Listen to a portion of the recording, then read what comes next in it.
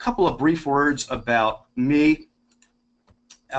My company is called Right Chord Leadership, C-H-O-R-D. I'm located in the Philadelphia suburbs here, and what I like to tell folks is that we help leaders and teams at all levels find their groove, get in sync, and work in harmony.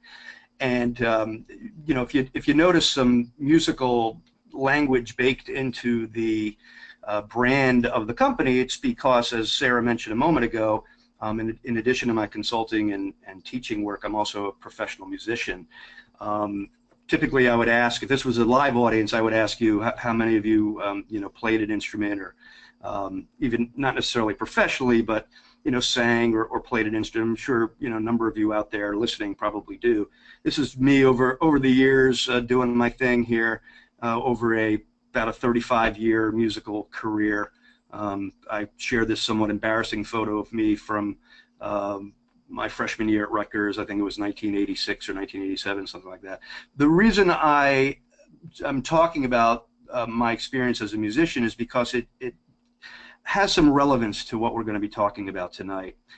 For those of you who do play an instrument, you know, are able to read music, or even if you don't, what I'm showing on the screen now are chords. So if you see those notes stacked one on top of the other like that would be an indication that those notes were to be played at the same time, right?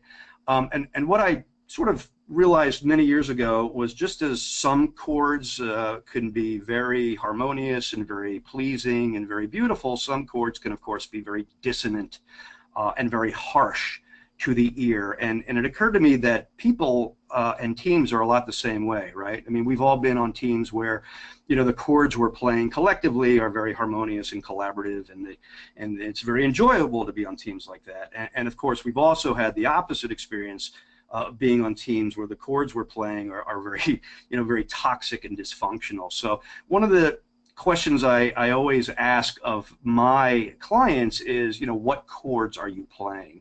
And to me, this is really a fundamental question when it comes to emotional intelligence. You know, are the chords you're playing, are they shrill? Do they send people fleeing in the opposite direction? We probably all know people like that. You know, we know people that we work with or in our personal lives who consistently send out shrill chords, and typically, you know, we don't want to be around those people.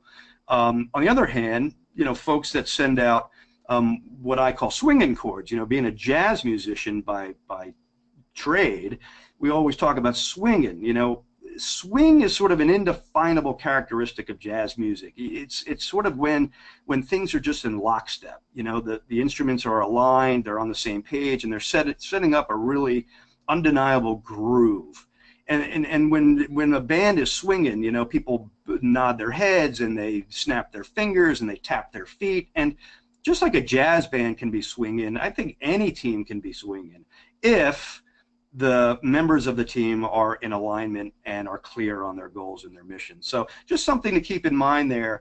A lot of people often lament the fact that it's very difficult to change other people, and that is true. Emotional intelligence is less about trying to change other people and more about taking a look at the chords we're playing. In other words, how are we showing up in the interactions and the exchanges and the conversations that we have every day. I feel that the way we show up, the chords we play, really make all the difference in our success. So tonight I should say, is less about pointing fingers at others and wishing other people were different. To me, that's futile. It's largely a waste of time. It's really about, you know, looking in the mirror and really coming to an understanding about the way we are presenting ourselves. And that doesn't just mean, you know, in large meetings or large groups. It means one-on-one. It means with our family members. It even means with strangers. And these are things that I'm personally very attuned to. You know, what are the chords I'm playing? I'm always asking myself that. So with that little introduction, let's rock and roll here. Let's begin. I want to share with you a quote from a guy by the name of Ken Robinson. You may be familiar with his name. He has one of the most watched TED Talks on YouTube, and I encourage all of you to check it out.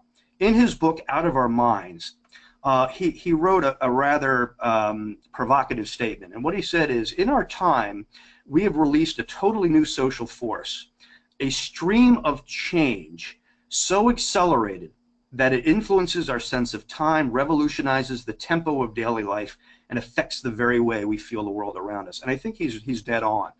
I would be willing to bet that everyone on this webinar is feeling that. They're just getting fire hosed every day with information and data and you know, trying to keep it all together, sometimes, you know, not that successfully.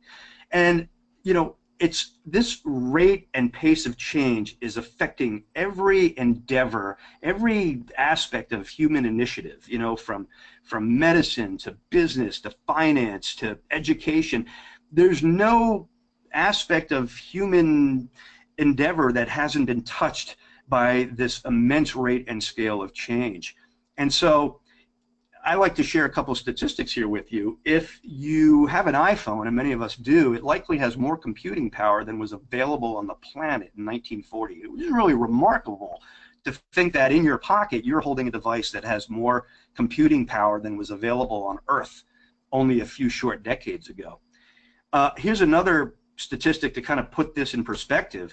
If cars developed at the same speed as computers, they would travel at 6 times the speed of sound and cost about $1. So we know how amazingly fast the evolution of technology is. And here's sort of an analogy to think about. Gee, if cars developed at the same speed, you know, they would be able to do amazing things. And of course, let's not even, you know, get into the effect of social media on our lives. And I love this cartoon here. It says, "Do you, Thomas, promise to change your Facebook status to married and link to Jennifer's page?" You know, this cartoon gets a lot of laughs, but it's not so far from the truth, you know. So what I'm kind of sharing with you in this opening introduction here is the world we're living in. You know, it's a world of unpredictability. It's a world of chaos. It's a world of immense knowledge acquisition, and it can be very, very difficult to navigate through this jungle of change. And so that's why emotional intelligence, I think, is such an important concept. Not that it wasn't before, but especially in our modern age, I think it's absolutely vital that we have an understanding of it. So for the next, you know, few minutes or so, we're going to be following this roadmap. What is emotional intelligence? Because we should probably define it. Why does it matter? And I started to sort of talk about that initially here. I want to then present a model that looks at 4 dimensions of emotional intelligence, otherwise known as EQ, right, as opposed to IQ. So you'll hear it referred to as emotional intelligence or EQ or EI. The model that I like is not the only model out there, but I like it because it's pretty succinct and it's pretty easy to understand. Daniel Goleman is a name you may be familiar with. In 1995, he wrote a book called Emotional Intelligence: Why It Matters More Than IQ. Before the publishing of his book, emotional intelligence was just pretty much known in academia. It was known by, you know, social scientists and psychologists, but it hadn't yet entered the mainstream. When his book became a bestseller, that's when people started to take notice and go, gee, I better learn about what this emotional intelligence thing is. And the way Goleman defines it, I think, is very important. He says it's the capacity for recognizing our own feelings and those of others, for motivating ourselves, and for managing emotions well in ourselves and others. When you see it on the slide like that, it sounds pretty simple. Well, you know, gee, I can do that. What is sort of, you know, not so easy to see is that what he's describing here is really a lifetime of learning, of development, you know, of self-discovery. The fact that it sounds easy, you know, it's not, right? Some people never get out of the starting gate when it comes to emotional intelligence. You probably know people like that. So the point of tonight's webinar is not to crank all of our EQ competencies up to 10, but to identify those competencies that could use a little bit more attention from us and to work on building those competencies over time. So having said that, we'll take a look at all of the different areas that emotional intelligence touches. I mean, you talk about change, the ability to either, you know, roll with changes or to fight change. That's an element of EQ. Or to be influential, or to demonstrate empathy, or to exhibit self-control. I mean, so many aspects of the human experience touch upon this concept of emotional intelligence. So, you know, traditionally we've measured intelligence with IQ, right? Those are the book smarts. That's the number of letters you have after your name. That's what you scored on your SAT, right? These are the traditional ways we've measured intelligence. But EQ is very different. EQ is all those things I mentioned a moment ago. It's how aware we are of our shortcomings, and the ability to manage other people's emotions, and to read a room, and to interpret social cues, and all those things that have very little to do with book smarts. In fact, some early research showed that EQ is twice as important as other factors for effective performance at jobs at all levels, which is, you know, really quite surprising. On the other hand, maybe it's not all that surprising. Maybe you know people that have very high IQs. They're really book smart, really intelligent. Maybe they have master's degrees or doctorates or MBAs or you know, MDs, but their emotional intelligence leaves something to be desired. You know, they're prone to tantrums, or they have really bad relationship skills. So sometimes you see a wide disconnect between IQ and EQ. This piece of research here always fascinated me. When they looked at the differences between exceptional performers and mediocre performers, almost 90% of those differences were due to EQ factors, not IQ factors. So this is important stuff. This is important stuff, and it has to do with the chords you play and your ability to influence the chords that other people are playing. The good news, of course, is that your EQ can be increased and strengthened. And, you know, I'll share some tips on how to do that tonight. Keep in mind that you could talk about EQ for a semester, you know, and books and articles have been written about this. So we're only going to be scratching the surface. I encourage you to learn more about emotional intelligence after the webinar. There's certainly no shortage of resources about it. So I call this model the EQ Fantastic Four. It's sort of a fun way to remember it, or to remember the four dimensions and elements of EQ. And here they are: self-awareness, which is your ability to recognize your emotions and their impact; self-management, choosing to act upon positive emotions, of course, but perhaps more importantly, learning to control negative emotions; social awareness, which is recognizing others' needs with a heightened sense of compassion and empathy; and finally, relationship management, which is the ability to interact and respond to others with, you know, with positive influence. So let's unpack each of these in turn, because I want to give you a little taste of what each one is about, and then give you some food for thought about how you can increase, you know, whatever you identify for yourself as an opportunity. So here we go. Let's talk about self-awareness. It's no coincidence that this is really the foundational competency of EQ, because all of the other competencies really spring from a sense of self-awareness. How can you be effective in dealing with other people if you are oblivious to your own foibles, to your own vulnerabilities, to your own idiosyncrasies? So it's recognizing your emotions in the moment. I call that the short game.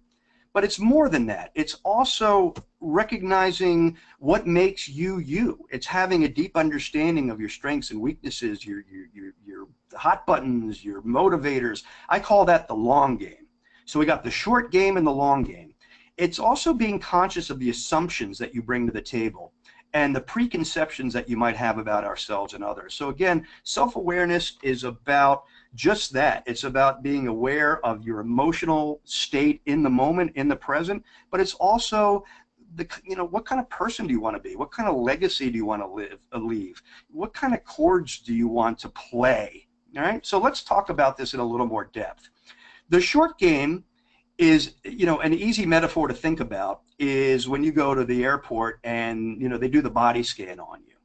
I call this sort of like an emotional audit. And the person that taught this to me suggested that that I should imagine that I have a line in front of me going from 0 to 100, and 0 is the most relaxed that I could possibly be. You know, it's sitting on a beach with a cold beer with a loved one and watching the waves roll in. It's totally relaxed and chill.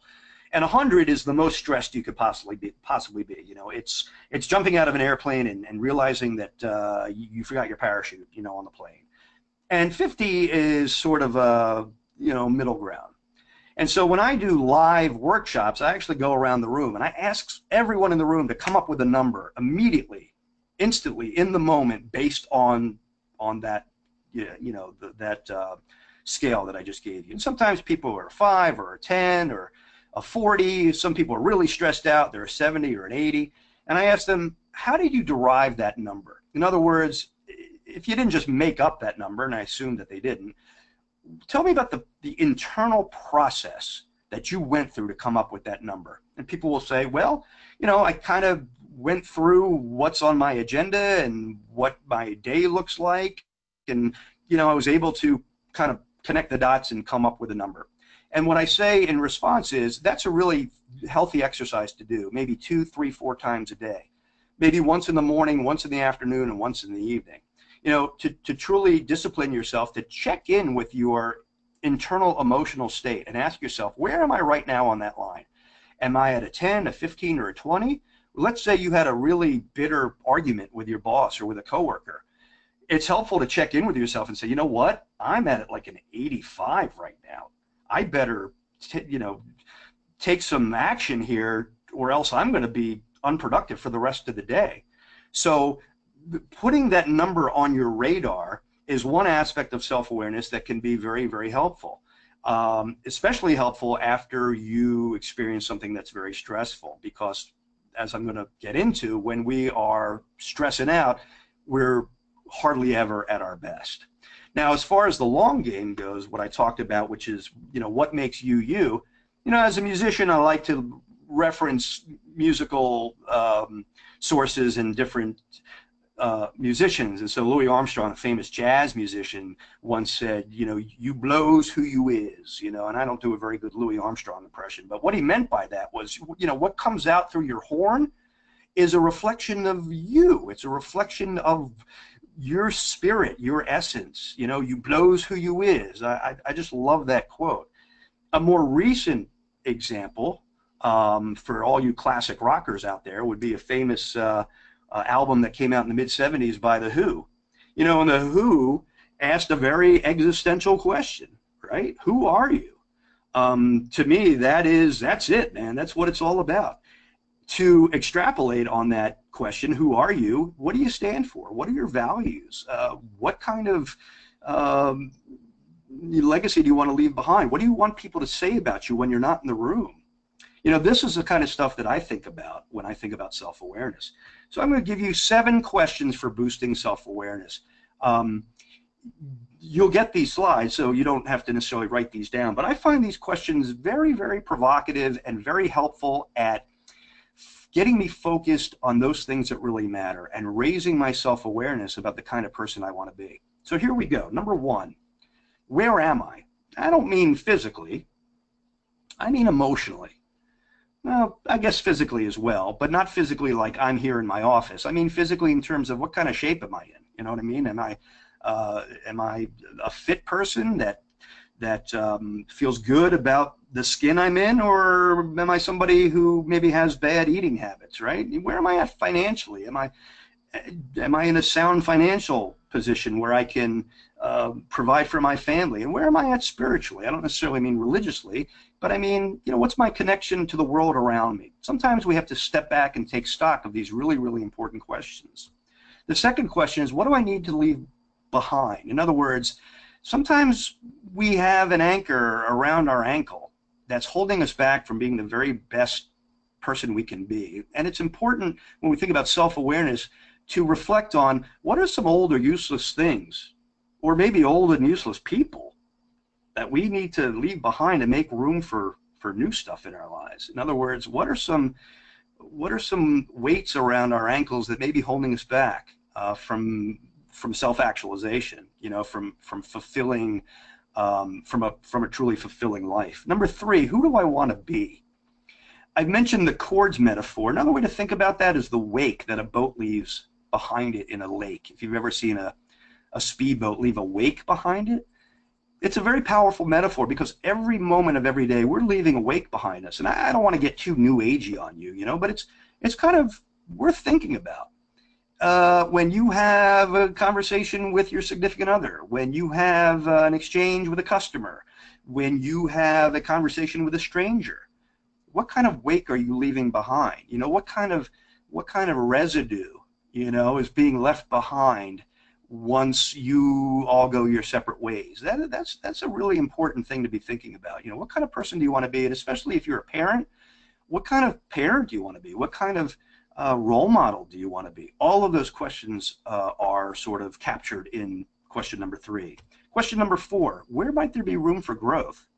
It's important to step back and think about areas to strengthen, and then commit those resources to doing so. It's one thing to say, yeah, I got to lose 30 pounds and then do nothing about it. So, or, you know, I want to enhance my understanding of XYZ topic, you know. Well, there's a big leap between exclaiming that and then, you know, signing up for classes or something like that. Or, you know, I want to introduce more calm into my life. That's a great start. Now go look for meditation courses in your area or yoga classes. So not only identifying areas you want to strengthen about yourself, but also finding the resources and the time to make it a reality. Now, number 5 is, how am I going to get there? You got to make a game plan, right? You know the old adage, failing to plan is planning to fail. So things rarely just happen, you know, miraculously. We have to have a vision, and then we have to create a strategic plan or a roadmap for how to get there, and then go out and do it. You know, go out and find people that will support you and encourage you and make it happen. To that end, question number 6 is, who do you want by your side? Look for people who will build you up. Look for people who are assets. Look for people who see your potential and have the power to draw that potential out of you.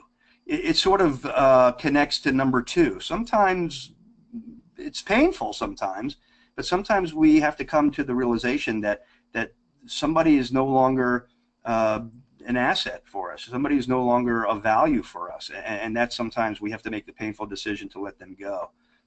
And finally, one of my favorite questions is, what is your why? What is your why? That's such an important question. See, because we're so busy all day. We're focused on what we have to do and how we have to do it, and we rarely step back and go, why the hell am I doing it? And I don't just mean a particular task. I mean, why am I here? What's the point? You know, what do I want to contribute in a meaningful way? And on those rainy Monday mornings, you know, when you don't want to get out of bed, if you have a compelling why, that's going to keep your legs moving when you just feel like giving up. And I'm going to talk about resilience in a few moments, but the most resilient people I've ever met, their why is crystal clear. You know, and despite the hardships and the inevitable obstacles that life throws at us, when that why is crystal clear, it's incredibly powerful. I mean, my why, you know, I've been doing this work for almost 20 years. My why, what gets me up every morning, is I refuse to believe that organizations have to be these, you know, dreadful places that people dread working and only go to earn a paycheck. I think working, you know, can be incredibly fulfilling and joyful and productive and all those great things. And so what I try to bring is I try to lead people to that recognition, you know, where they, you know, look, they call it work for a reason. I get that, you know, but work shouldn't have to be drudgery. Work can be incredibly satisfying. And to the extent that I can share my insights or my knowledge or my expertise with a team or a leader or an individual, that's my why. I find that incredibly fulfilling. Everybody on this webinar needs to carve out your why, or at least give it some thought. All right. Let's move on to number 2. And frankly, to be honest with you, some people never get out of the self-awareness gate. You probably know people who are completely oblivious to the chords they play. And there's a huge disconnect between their perception of themselves and reality. And some people are just blissfully unaware. You don't want to be that person. I don't know too many people who are successful who are blissfully unaware of their shortcomings. So it's worth thinking about. How are you showing up? What is the wake you're leaving behind? What are the chords you're playing? As far as self-management goes, let's talk a little bit about controlling negative emotions, because that's something that a lot of people are challenged by, especially given the business environment I described a few minutes ago, one of incredible, a fast pace, relentless change, unpredictability. People have limited patience, and I get that, but that's doesn't typically lead to success. So here's what self-management entails: possessing self-control, the ability to control outbursts, the ability to keep your temper under wrap. In fact, if you have a temper, that's probably something that's best left under wraps in almost every instance, quite honestly. Are you able to respond appropriately during stressful situations? Some people yell, some people scream, some people pound the desk, some people throw the stapler. I don't know that that's particularly effective. So are you able to navigate through high pressure situations in a way that is constructive? Number 2, how well do you recover from setbacks? Are you the kind of person that says, well, I told you that wasn't going to work. Nobody listened to me. That just brings everybody down. Or are you the kind of person that says, all right, gang, we didn't get it that time. We gave it our all, but that's okay. Let's get back on the horse and try again. I mean, which leader would you rather work for? And finally, responding rather than reacting. See, we react a lot, and we end up saying and doing things that we regret. And in a moment, I'll explain why that happens. If we're able to respond more thoughtfully, unlike animals who are purely instinctual, then we typically end up in a better place than we would have otherwise. Now, let me share with you about 30-second anatomy lecture here. See, we have this thing in our brains called the amygdala, and there it is. The amygdala is sort of, to put it simply, it's like the primitive part of our brain. It's the reptilian part of our brain. It's the part of the brain that responds first when we perceive a threat. Now, the problem is that the amygdala responds up to 100 times faster than our thinking brain, where we are able to solve problems thoughtfully and make decisions, etc., etc. Now, this is not by accident, right? We evolved this way because back in the day when we were trying to avoid being eaten by mastodons and saber-toothed tigers, it was important that we reacted by either running away or fighting before we stood there and thought about, gee, I wonder what kind of saber-toothed tiger that is, right? We didn't want our thinking brain engaged when it was a matter of survival. Now, it's less a matter of survival these days, but we're still using basically the same wiring. And there ain't much we can do about it except understand the wiring and then try to manage it. So, think about this. We feel before we think. Emotions come before thought.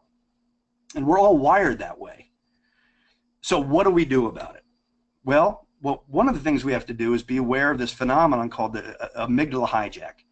And we've all experienced that. The amygdala hijack is when we freak out. We have a meltdown.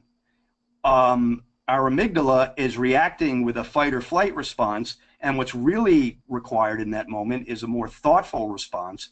But like I said, the amygdala responds much, much faster. And that's why after the dust settles and some time has passed, we're often in a position of thinking, gee, maybe I shouldn't have said that. Or gee, maybe I shouldn't have written that, right? You ever get that email and it triggers you, and then you dash off a response and send it to everybody on your team? And then once you feel a little more calm, you think, gee, maybe I shouldn't have sent that email. That's the amygdala hijack. What we need then is something that disrupts that process, that gets in the way, or that disrupts, that's probably the best word, the process between stimulus and response. Okay, something that acts as a wedge so that we don't end up being susceptible to amygdala hijack. Now, this is very difficult to do because, like I said, we're wired that way. So it's hard to overcome tens of thousands of years of evolution. Okay, so I'll share with you a few tips that I've come across in 17 years of doing this work. And I'll be honest with you, none of them are particularly revelatory. They're pretty simple, but that doesn't make them easy to do.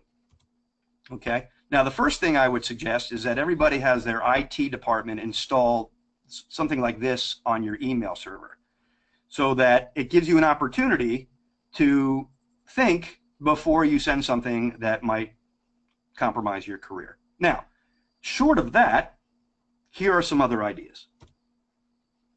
The pause. Sounds simple, very hard to do. Many, many decades ago, Coca-Cola had an ad campaign called The Pause That Refreshes. And let me tell you, ladies and gentlemen, the pause is your friend. I love this statement. Learning to pause allows growth to catch up with you. Isn't that a great phrase or great sentiment?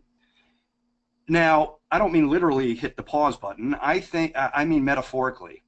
If you're able to create space between stimulus and response, right, between that email that ticked you off and your reaction, that is going to give you time to engage your thinking brain and hopefully respond more constructively and more thoughtfully. Now, one of the ways to do that is via what I call these power questions. These power questions are intended to engage your thinking brain. So when you're feeling under stress, when you're feeling under pressure, somebody says something to you that triggers you, the idea here is to ask these questions in your mind and force yourself to come up with an answer. Now, this is much harder to do than it is for me to explain. And the idea here is not perhaps to literally ask yourself these questions, but I would venture to say that if you were able to even discipline yourself to ask one of these questions and wait for an answer, you're going to be better off than if you just react and end up saying something that you regret. Now, here are the questions. What am I thinking? Right? What am I thinking right now? Well, I'm thinking that Sarah just disrespected me in that meeting by calling my work crap. That's what I'm thinking. What am I feeling? See, this is where the self-awareness comes in. This is putting the feeling on my radar, right? Instead of reacting, I'm engaging my thinking brain by running these questions through it. So what am I feeling right now? I'm feeling annoyed, I'm feeling irritated, I'm feeling betrayed, and I'm feeling angry. What do I want now? Well, what I really want to do now is say something really snarky and awful to Sarah, but I know better, because what I really want is for us to continue to have an amicable professional relationship. So I'm not going to give in to an amygdala hijack, because what I really want is for us to be able to work through this moment in a way that that I can feel good about. What I don't want is for me to say something I'm going to regret. So how might I be getting in my way? Well, I might be getting in my way by making assumptions about Sarah's intent. Maybe I'm reading it the wrong way. Maybe I'm interpreting what she said the wrong way. Maybe I'm way off base. Or quite frankly, maybe she did say something that was purposefully insulting, and I'm getting in my way right now by dwelling on it and by allowing it to enrage me. And maybe what I need to do instead is to move through the moment and call her aside later and have a heart-to-heart conversation with her. And finally, what must I do differently now? That's a really important question. What I must do differently now, perhaps, is to put it aside, stay focused, stay engaged, and recognize that there will be a time later, a more appropriate time later, for me to, approach her and say, hey, when you said such and such, it had this impact on me. It's just been bugging me. I was hoping maybe we could talk about it. So, the principle here is that if you're triggered by someone or something, you would wait until you get an answer to each of these questions. Now, there's 5 questions, 5 seconds, and then you're not going to stand there for almost half a minute in silence running the answers to these questions through your brain. I mean, that's just not practical. But I want to give you these questions as a template, as a way of thinking about a better way of responding to pressure and stress than what a lot of us do, which is just react and then regret the way we reacted. Now, something else you can think about, let's say that email comes in, it triggers you. Get the heck away from the computer. You know, go for a walk, count to 100. You know, our grandmothers told us, you know, when we're pissed off, count to 10, you know, and they didn't know the physiology behind it, but they knew the folk wisdom was right on point. And they knew that it would allow the stress hormones to metabolize, and it would buy us some time to say something, you know, more productive or more constructive. You know, put on a piece of music, go out. I had somebody recently say, you know, when I get really angry, I go stand under a tree. I said, well, that's very poetic. Why do you stand under a tree? I said, well, I don't know. It's feeling close to nature, and I feel just the comforting presence of the tree, you know, whatever. That may or may not work for you. The key is get away from the stimulus and avoid the urge to respond immediately, because I guarantee you, I've been there where I didn't take my own advice and I reacted and I wrote something, and that was not a good thing. And so, you know, move away from, now that's harder to do if somebody is actually, you know, present. You can't necessarily walk away and go stand under a tree. Although you can say, you know what, I have to be honest with you, this conversation is making me very uncomfortable right now, and I want to be in a mental place where I feel that I can, you know, respond thoughtfully to you. And so I think it might be a good idea maybe to come back to this later in the day. And if they say, no, you know, you need to handle this right now, you say, well, I'm afraid that I'm just not going to be as thoughtful as I want to be in dealing with this situation, and so I am going to ask your permission in just taking a few moments or an hour or whatever it is to step away, so that when I return, I can you know, be more sharp in my reactions. There's nothing wrong with that. You excuse me, you need to stay in control, right? And when you meet volume with volume, or you meet aggression with aggression, or you meet anger with anger, you're basically handing over the keys to the car to the other person. And, you know, just like you wouldn't hand the car keys over to someone that's been drinking, I implore you not to hand over the car keys to somebody who is not in a position to have a thoughtful and diplomatic and respectful conversation. That's going to be your job. And so sometimes you do need to extricate yourself, and you shouldn't feel ashamed to do that. Something else to think about comes from Stephen Covey's famous book, The 7 Habits of Highly Effective People. Habit number 5 of the 7 is seek first to understand, then to be understood. When I feel stressed or somebody says something that triggers me, I immediately try to seek understanding. What does this person mean? What you know, I try to see the situation from their point of view. I'm less concerned about trying to vomit my perspective, my point of view, my opinion on them, and I become very open and receptive to what they're trying to express. Now, that's particularly difficult if you vehemently disagree with the other person, which is why I say this is a discipline that you need to develop over time. But making that flip from, you know, let me try to understand where they're coming from, instead of immediately trying to come back or react or, you know, say something nasty or snarky. It's amazing you know, what that does to you. It puts you in a position of leverage, and it puts you in a position of power. And the key to that is to ask good questions. Help me understand your point of view, because I'm struggling. Or tell me more about what you mean by that, because I don't see it that way. There's all kinds of phrases, and you can look these up on the internet, that you can use to get into that habit number 5 mindset. And it's something that I teach, and it's something that I practice myself. Is it easy to do? No, because our inclination is to immediately tell the other person why they're wrong and why they're full of it, and that's what 99% of people do. But the truly effective people that I've come across really practice this habit number 5. I want to talk briefly about this notion of resilience because it's a big piece of self-management, the ability to bounce back from setbacks.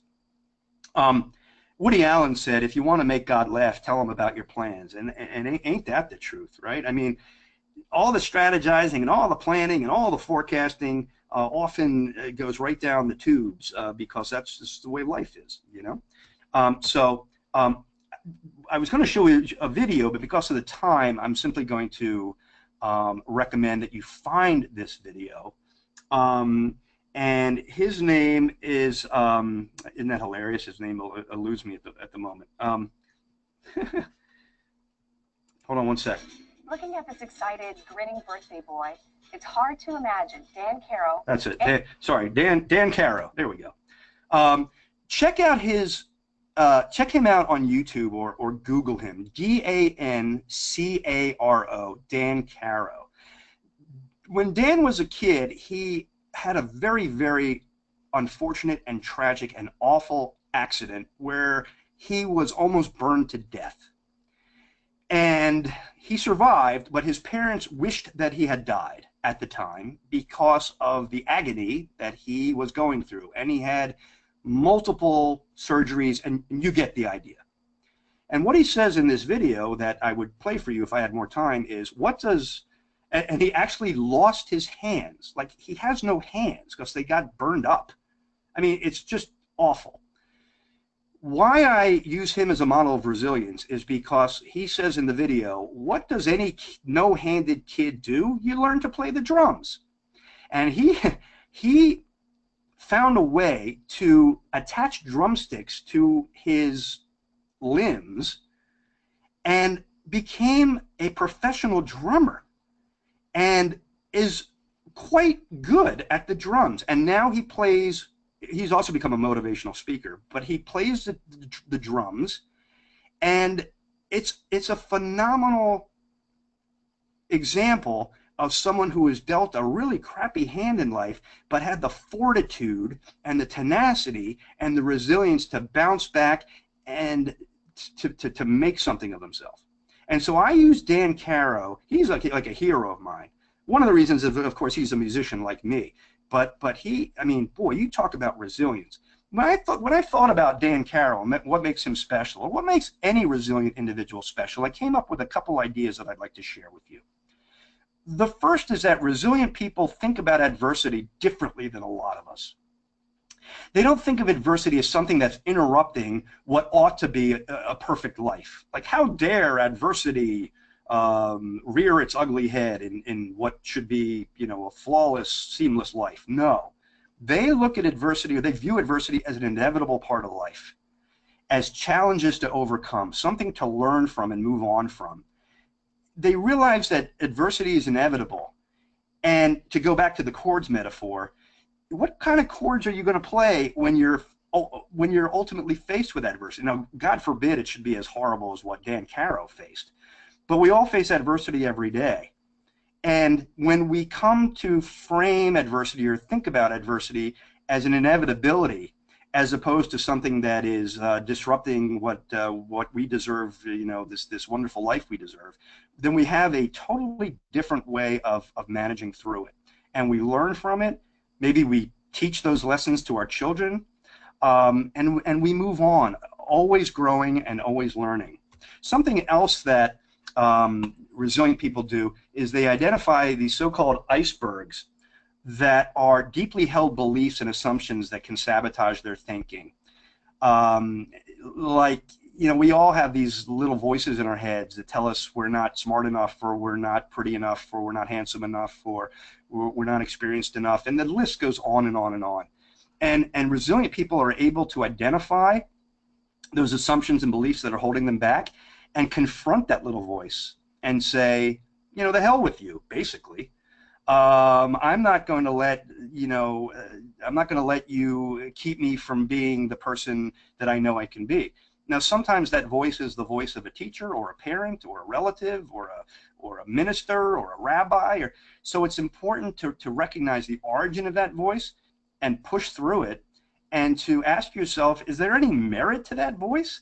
Or is that one of those things that I mentioned earlier that I can, that I ought to leave behind? And that can be hard to do. Sometimes you need some help. But I can't tell you how many people I've met that have all these funky assumptions about what they can and can't do. And then when I demonstrate that it's simply an assumption that they've built up over time, and they can see that they are capable of doing whatever it is they thought they couldn't do, it's amazing. It's amazing to watch the transformation. So basically, I think there's two types of people. People who believe they make their own destiny, people like Dan Caro, and so-called victims who feel life happens to them. And you know examples of both, right? These are some these are some popular victim sayings, right? Now, I want you to think about how many times have you said these sayings, or how many times have your colleagues said these things? They need to, or don't look at me to do X, Y, Z, or that's not in my job description, or, that's just the way it is around here. This is all evidence of a victim mentality. And frankly, that is not that is not something that successful people adopt. You probably know somebody who shows up with this attitude every day, and these are people who they may be financially wealthy. There's a lot of curmudgeons who are wealthy, but again, I don't know that these are people who others would willingly follow, or who are leaving behind, the kind of wake or legacy that we talked about earlier. So the people that I respect and the people that I admire, these are their sayings. How can we solve this? Or, I messed up and I'm going to make it right. Taking some accountability, or, what do I need to do differently? The best leaders I've ever had are always asking that. What do you need from me to be successful? Or what do I need to do differently as your manager so that you can be effective? It's a totally different way of thinking. It's a totally different way of being. And the final thing that resilient people do is they eliminate can't from their vocabulary. I know that sounds kind of hokey. If I wanted to play center for the Knicks, I can't do that, let's face it. But how many times do we tell ourselves we can't do something without even trying it? So as motivational speaker Robin Sharma said, your I can is more important than your IQ. Dan Caro is a really good example of that. And anybody who has pushed through adversity will tell you, can't never entered their vocabulary. Now, you don't have to be a musician or a professional athlete to adopt this this philosophy. It's a battle for me. I often tell myself I can't, or I shouldn't, or why me. We've developed that voice over years and years, of conditioning. Truly resilient, tenacious people, you'll never hear them that they can't do something, Okay. Let's talk about social awareness or empathy.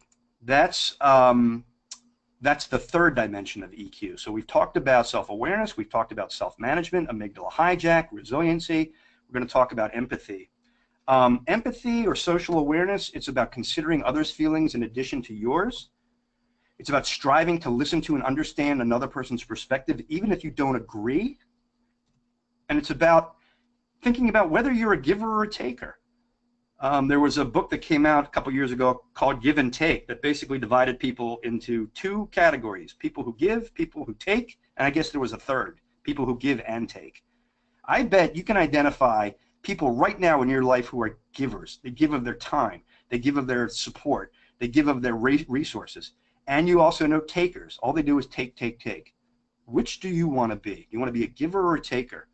Are you able to exhibit compassion and patience, even when you don't want to? Are you able to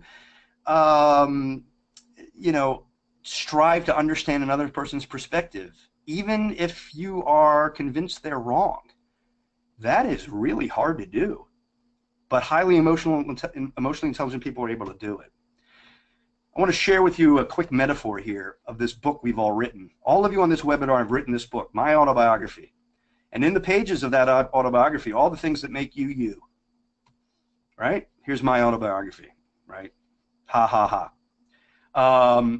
But truly, if that were my autobiography, you would see all my hopes and dreams and fears and mistakes and aspirations and all the things that make me who I am. And what's significant about this metaphor is that we don't actually experience reality, do we? Right? Everything we observe through our five senses is filtered through our autobiography. we can't get outside of ourselves and observe ourselves objectively. We have no choice but to experience life through our autobiography. And that's why we often find ourselves in these kinds of situations, right? This is a famous story here. All these guys are feeling an elephant. One guy thinks it's a snake because he's feeling the trunk. One guy thinks it's a rope because he's feeling the tail. It's a great metaphor for life and how we see things differently. We're also judgmental, right? And we're just naturally judgmental. We're overloaded by information. And we're in a near constant state of fatigue. We're so tired we can barely keep our eyes open most of the time.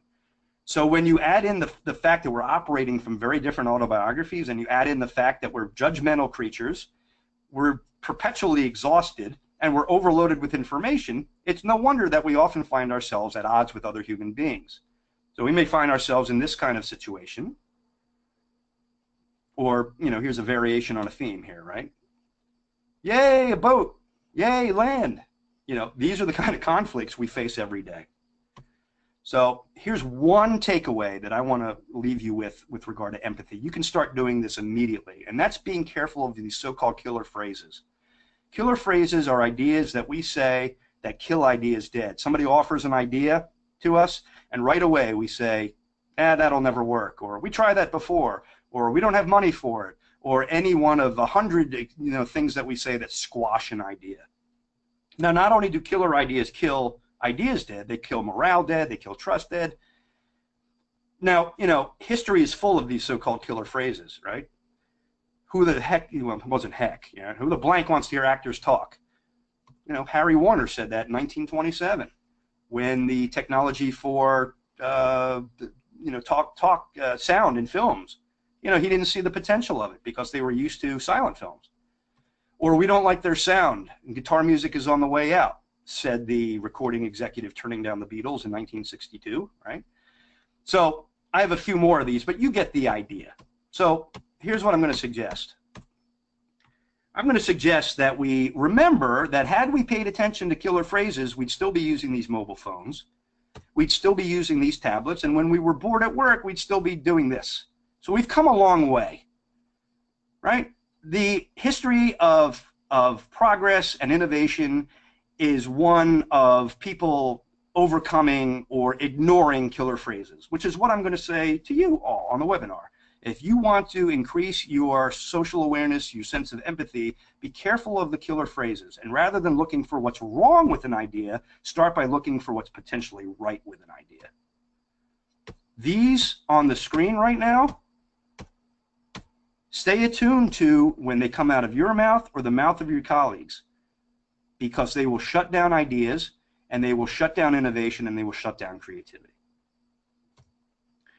Now, I'm just going to skip a few things here just because of the time. You get the idea. And I want to share this quote from Miles Davis. If you adopt this mentality of openness and receptiveness to new ideas, occasionally you're going to screw up. You're going to mess up. And so as Miles says, when you hit a wrong note, it's the next note you play that makes it good or bad. So when you mess up, it's what you do next that makes the difference.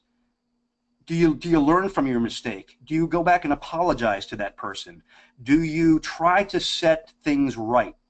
Or do you hope and pray that things will get better on their own, or just ignore it? Now, sometimes you're going to get lousy ideas, especially when you are innovating. You'll get new Cokes and watermelon Oreos, and I love this one. Urinal hot drink. That's one that probably should have gone back to the drawing board to rethink that one, right? But you know what? When you are open and receptive to new ideas and you get rid of killer phrases, you're going to get some amazing things. Everything on the slide here was a result of a mistake, an unintended mistake. And so keep that in mind. Some of the products that we use every day were never intended by the inventor. But had they succumbed to killer phrases, we wouldn't have artificial sweetener, we wouldn't have potato chips, we wouldn't have sticky notes, et cetera, et cetera. Okay. The final one, relationship management. Choosing to interact and respond to others with positive influence. In my workshops, I do an exercise with these so-called boom whackers. Relationship management is about having influence, working effectively with other styles, and being someone that others can trust and feel comfortable around. And so these boomwhackers are plastic tubes that sound a musical note. And I assign groups a song, Mary Had a Little Lamb, or London Bridge, or This Old Man, and they have about 15 minutes to figure out the song using these boomwhackers. Each of these boomwhackers plays a different note. And it's amazing for me to sit back and watch the team dynamics and how the team works together, and who emerges as a leader and how they overcome obstacles and the kind of trust that's built on the team, et cetera, et cetera. You get the picture, right? And then everybody plays their song at the end, and there's a lot of hooping and hollering, and everybody's really excited that they figured out the song. What does this have to do with relationship management? Well, I asked them the following questions. When you were learning your song, which of these elements of relationship management were present? Who was influential? Who was able to get the team to move in a different direction without overt assertion of authority, right? Who demonstrated inspirational leadership? Or who kept the team on track when people wanted to give up? Or conflict management, big piece of relationship management. Who was able to mitigate the inevitable conflict that arose as you were figuring out your song? Or who on the team kept, remembered that nobody succeeded unless everyone on the team succeeded? Now, obviously, we don't have an opportunity to play with these plastic tubes on the webinar, but I do want you to take note of these questions, or these elements of relationship management. And these are not the only ones, but there are some key ones. And ask yourself, am I someone who's influential? How am I influential? Am I influential through the strength of my character, or my integrity, or the trust that people put in me? Or how do I manage through change? Or how do I mitigate conflict? Or how do I build bonds with people? These are all critical aspects of relationship management. So as I come to the conclusion of our webinar, I've given you a lot of stuff to think about, but this has really been a 60-minute journey through emotional intelligence. And I hope that, I've at least, raised some provocative ideas for you to contemplate moving forward. Whether you identify self-awareness or self-management or social awareness or relationship management as your opportunity, there's no shortage of resources to allow you to strengthen that muscle. So just something to think about. I'm not challenging you to come away with 42 different things, but what's one thing? What's one insight or one aha moment that you're like, what? He's right. I need to think more about this, or this is something that I can improve, and you don't have to wait to do it. You can, tonight or tomorrow morning, you can start immediately on elevating your EQ, and that's why I think it's such a cool concept. I'll leave you with this thought, and then I'll open it up to brief period of questions here. Life is 10% what happens to us, 90% how we react to it. I think that's so true, right? Again, I'll go back to the chords we play. What are the chords you're playing? To me, that is the ultimate metaphor for emotional intelligence. It's the residue we leave behind in every encounter. Right now, I'm playing chords in this webinar that I am extremely cognizant of, and I hope that it was enlightening and entertaining and substantive. And I hope that the chords I play this evening were on point. So keep calm and keep practicing, and remember, this is not a sprint; it's a marathon. So thank you so much for joining. I know you had a wide selection of other things you could have been doing this evening, but I hope you found this eye-opening and worth your time. Before I turn it back over to Sarah to mediate the questions, if you'd like to get in touch with me, all the information is on this slide. You will have access to these slides, and I invite you to reach out to me. Let's connect on LinkedIn. If there's something that I can answer for you offline via email or a phone call, don't hesitate to ask. And with that, thank you again, and I'm going to turn it over to Sarah to see if there are any questions. Thank you, Mike. If there's any questions, you can write them down. If not, you can send out your questions directly to Michael, and he'll be able to get in touch with you. Let's see if there's anything.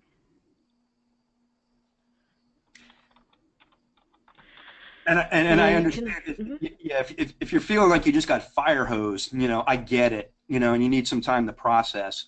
I believe me, I totally understand. Which is why happy to invite you to reach out to me offline if I can be of any assistance to you whatsoever. Thank you. Thank you, Mike. We appreciate you taking the time to share your expertise with the TC community. My pleasure. A video of thank you. And a video of this presentation will be available on our website on www.tc.edu/alumni/career webinars. Please visit our website for more information about our monthly webinars. Also, the next webinar will be on the 14th of December at noon Eastern Time with Martha Harville, who will present how to relocate with class dignity. So thank you again, Mike, and thank you all for joining us, and enjoy the rest of your evening. Yeah, thanks everybody. Thanks, Sarah, and just keep rocking out there, and really appreciate it. Thank you. Bye. Bye.